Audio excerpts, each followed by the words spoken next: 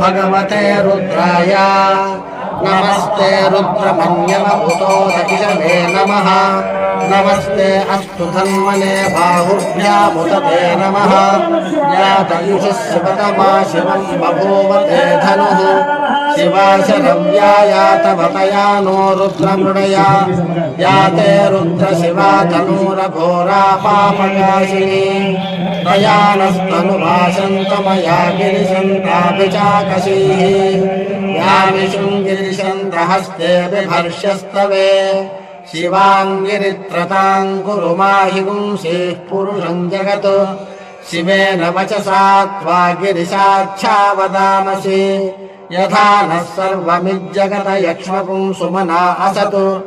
अध्यवोचदधिभक्ता प्रथमो दैव्योऽभिषक् अहीगुश्च सर्वान् जम्भयन् सर्वाश्च यातु।